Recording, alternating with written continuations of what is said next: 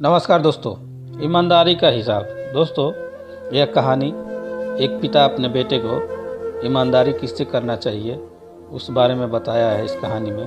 तो दोस्तों, कहानी अच्छी लगे तो लाइक करिएगा, चैनल पर पहली बार आए तो सब्सक्राइब करिएगा, अपने दोस्तों तक शेयर करिएगा। तो चलिए शुरू करते हैं कहानी। यह वो किस्सा है जो अब मेरी ज़िंदगी का हिस्सा है। मैं थोड़ा ज़िद्दी किस्म का इंसान हूँ और इसी ज़िद की वजह से बचपन में मुझे बहुत मार पड़ी है। लगभग मुझसे घर के सारे लोग परेशान रहते थे। माँ तो इस जिद की वजह से हर दूसरे दिन झाड़ू से मारती या फिर बात करना बंद कर देती थी। इसलिए मैं भी थोड़ा चिड़चिड़ा सा रहता था।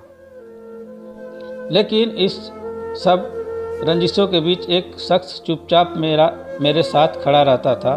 वह थे मेरे पापा। हाथ उठाना तो दूर की बात है, मुझे तो यह भी याद नहीं कि आखिर बार उन्होंने मुझसे ऊंची आवाज़ में बात कब की थी।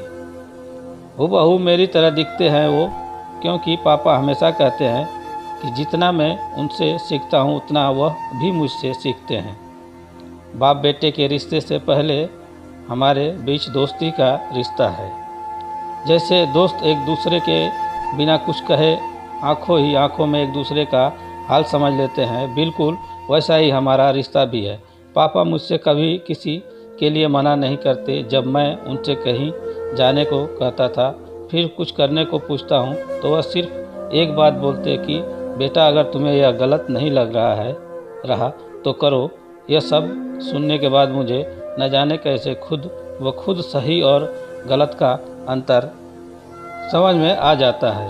यह बात उस समय की है जब मैं कक्षा 5वीं में पढ़ता था। ठीक 1 तारीख को पापा की तनख्वाह आती और महीने के पहले रविवार की शाम पापा और मैं महीने भर का राशन लेने के लिए एक साथ जाते थे। मुझे आज भी याद है, एक पुरानी सी साइकिल के हैंडल पर 2 थैले बांधकर महीने भर की खुशियाँ लेकर आते थे। एक बार उस रोज़ हम राशन लेकर घर वापस आ रहे थे तो पापा की नज़र थैले के ऊपर रखी हुई एक बीमार की बड़ी टिकिया पर पड़ गई। पापा ने मुझे रुकने के लिए कहा और हिसाब वाला खाता मांगा। उन्होंने कुछ देर हिसाब वाले खाते में जांच पड़ताल की और बोले, यार, इसने तो छोटी टिकिया के दाम जोड़कर बड़ी टिकिया दे दी। चलो कोई बात नहीं, तुम यहाँ कुछ देर इंतज़ार करो, मैं इसे अभी बदलवा कर वापस आता हूँ। इतने पर मैं फट से बोल पड़ा, पापा यह क्या कर रहे हो? अब रहने भी दो, आप कहाँ इतनी दूर फिर से वापस जाओगे?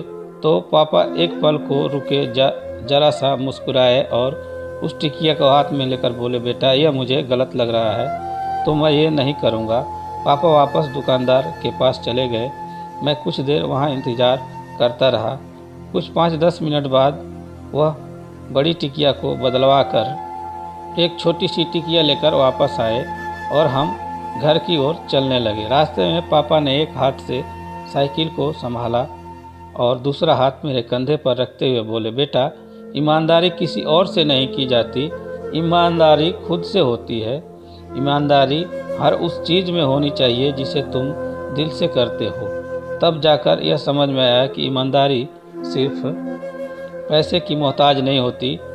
उस दिन से बस्ता उठाए हर दिन हम उम्मीद में घर से निकलता हूँ कि अगर किसी दिन जिद छोड़ देता हूँ या ज़िंदगी में किसी मोड़ पर पहुँचकर थक कर हार कर बैठ जाता हूँ, तो इस बात की राहत हमेशा रहेगी कि बड़ी ईमानदारी से सपने देखे थे और इतनी ईमानदारी से उन्होंने पूरा करने की कोशिश भी की थी।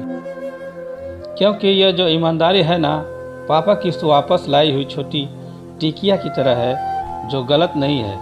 सपनों के लिए जोश, जज्बा, जुनून, हौसला, हिम्मत, यह सब बहुत ज़रूरी है। जब तक आप इन सब को पूरी ईमानदारी से नहीं निभाते, तब तक कुछ मुकम्मल नहीं होने वाला। इसलिए ईमानदार बनो, सबसे नहीं, अपने आप से और खुद से। बस इतनी सी यह कहानी थी। इस कहानी के लेखक हैं अमनदीप सिंह। दोस्तों, कहानी कैसी लगी? अच्छी लगी तो लाइक करें, चैनल पर पहली बार आए तो सब्सक्राइब करें, अपने दोस्तों तक शेयर करें और कमेंट में ज़रूर बताएं कि कहानी कैसा लगा। तो चलिए फिर मिलेंगे अगले कहानी पर। तब तक के लिए नमस्कार, धन्यवाद।